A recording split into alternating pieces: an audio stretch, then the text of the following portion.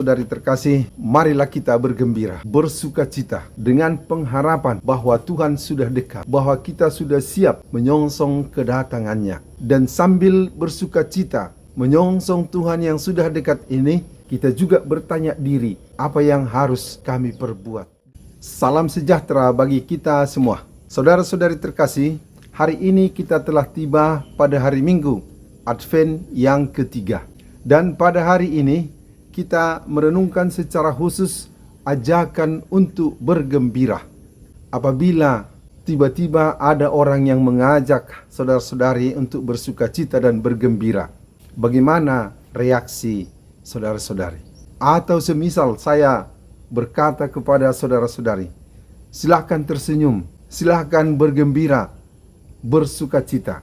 Tentulah saudara-saudari akan bertanya, dengan alasan apa? Mengapa kita harus bersukacita atau bergembira? Pada dasarnya kita semua suka akan apa itu yang memberikan kegembiraan, memberikan sukacita, dan yang memberikan kebahagiaan kepada kita.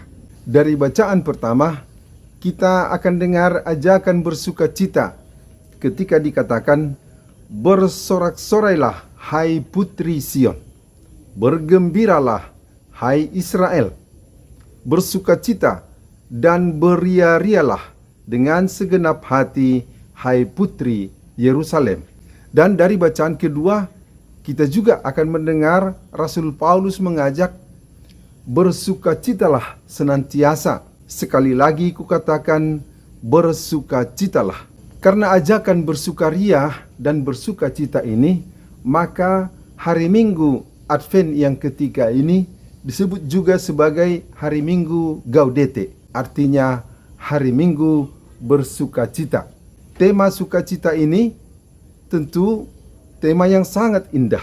Namun kita perlu bertanya pertama-tama, mengapa kita diajak untuk bersukacita? Dalam bacaan pertama ditegaskan alasan bersukacita itu adalah karena Allah ada di tengah-tengah orang Israel.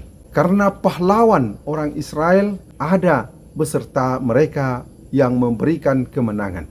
Dan dalam surat Rasul Paulus, dia menegaskan alasan bersukacita itu adalah alasan karena Tuhan sudah dekat. Sampai 2 kali Rasul Paulus mengajak, sekali lagi katanya bersukacitalah. Dan alasan untuk sukacita itu adalah karena Tuhan sudah dekat. Saudara-saudari terkasih, karena ajakan dan tema sukacita ini, maka hari Minggu ketiga Advent ini juga mempunyai warna yang khusus. Bila ada warna itu, maka warna liturgi akan berwarna merah muda yang menunjukkan nuansa suasana sukacita. Maka alasan sukacita atau kegembiraan kita sangat jelas karena Tuhan sudah dekat. Dan kegembiraan itu akan sempurna apabila kita sudah bertemu, merasakan kesatuan dengan Tuhan dalam keabadian. Di situ akan ada sukacita yang abadi juga. Maka pada masa Advent ini kita sudah diajak untuk bersukacita karena Tuhan sudah dekat. Karena pesta Natal secara konkret sudah juga semakin dekat. Dan karena kita siap kalau Tuhan kapanpun akan datang, dan karena itu kita bersukacita. Saudara-saudari terkasih, dalam Injil masih kita bertemu dengan tokoh Yohanes Pembaptis. Dia yang mengajak orang banyak untuk bersiap-siap dan menunjukkan tanda kesiapan mereka dengan mempersiapkan jalan bagi Tuhan dengan hidup, yakni dengan rela bertobat. Dan pertobatan itu ditandai dengan memberi diri untuk dibaptis dengan air di sungai Yordan. Dan untuk lebih konkretnya, orang-orang bertanya kepada Yohanes, apa yang harus kami lakukan? Kita semua juga pada masa Advent ini pantas juga bertanya, apa yang harus kita lakukan? Dalam setiap segi atau status dari kehidupan kita, kita perlu bertanya, apa yang harus kita lakukan? Yohanes mengajarkan pertama-tama untuk rela berbagi.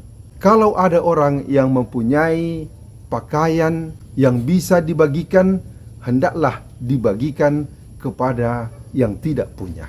Kalau ada orang yang tidak memiliki makanan, hendaknya kita yang memiliki rela berbagi kepada yang tidak punya. Dan kepada para pemungut cukai yang ada pada saat itu bersama dengan Yohanes, ketika mereka bertanya apa yang harus kami lakukan, Yohanes berkata, jangan menagih lebih banyak dari yang ditentukan. Artinya kita jangan mengadakan pungutan-pungutan tambahan-tambahan, pungutan-pungutan liar yang dapat menyusahkan orang lain.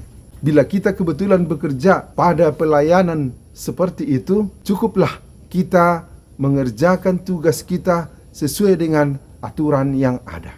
Berikutnya, para prajurit juga bertanya kepada Yohanes, apa yang harus kami lakukan? Dan terhadap mereka, Yohanes menjawab, jangan merampas, jangan memeras, cukupkanlah dirimu dengan gajimu. Kepada pelayan-pelayan yang bertugas dalam keamanan, dalam ketentaraan, mereka punya gaji yang sudah diperhitungkan oleh negara cukup untuk mereka, maka cukupkanlah diri dengan apa yang kita wajib atau pantas terima dari pelayanan kita. Saudara-saudari terkasih, marilah kita bergembira, bersukacita dengan pengharapan bahwa Tuhan sudah dekat, bahwa kita sudah siap menyongsong kedatangannya. Dan sambil bersukacita menyongsong Tuhan yang sudah dekat ini, kita juga bertanya diri, apa yang harus kami perbuat demi mempersiapkan diri kita sendiri akan kedatangan Ventus dari Tuhan yang akan kita rayakan baik dalam Natal yang sudah dekat maupun untuk sepanjang hidup kita dalam persiapan